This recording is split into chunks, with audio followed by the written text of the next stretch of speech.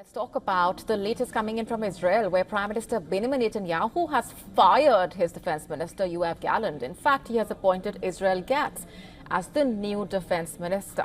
The Israeli Prime Minister says trust in Gallant eroded during the war campaign.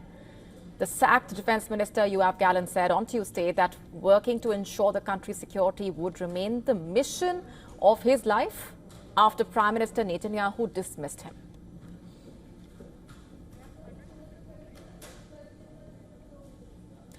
Let's go straight across now to our correspondent Anas Malik, who has been tracking those developments unfolding in the region very closely. Anas, over to you. What can you tell us about the latest move by the Israeli Prime Minister coming at a time like this and with far-reaching implications? Well, there's been a tiff that has been going on, and it has been much talked about in the Israeli media as well. That is between the Israeli Prime Minister Benjamin Netanyahu and now the former Defense Minister Yoav Gallant, because of his stance of doing or calling for a ceasefire negotiations or a possible deal as well.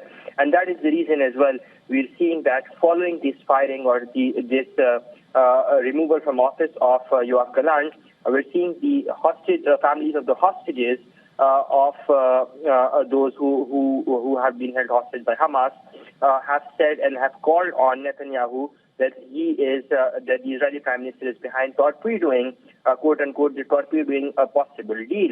Now, they've also said that it is a direct continuation of efforts to torpedo the efforts by Yoav Gallant. What we also know is that the Israeli Prime Minister in person handed over the letter of termination to the now former Israeli Defense Minister Yoav Gallant, and he had a short meeting with him at 8 p.m. local time in the Premier's office.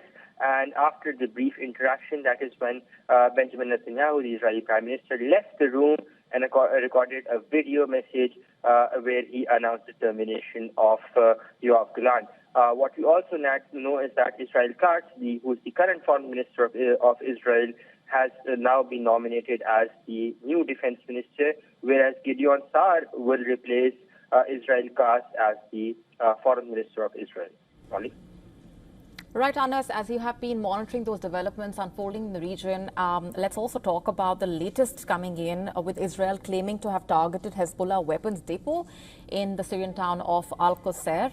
This, of course, marking the second Israeli strike within 24 hours, targeting what it says were Hezbollah sites. Tell us more about this.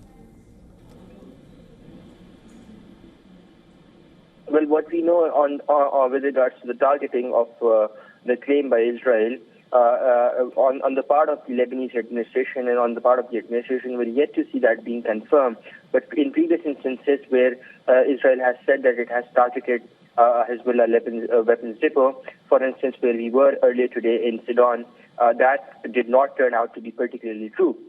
So on the part of what the Israeli administration has claimed and with regards to what the Lebanese side would have to put out, I think we'd have to wait slightly some time until the rescue officials would officially be putting out a word as to with regards to the Israeli claim.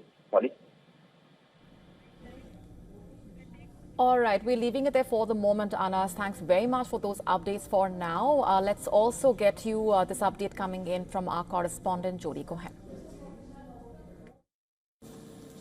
So this is breaking news, but Prime Minister Netanyahu has fired Defence Minister Yoav Gallant. Netanyahu said that he didn't have any trust anymore in the Defence Minister and that this was particularly important at a time of war.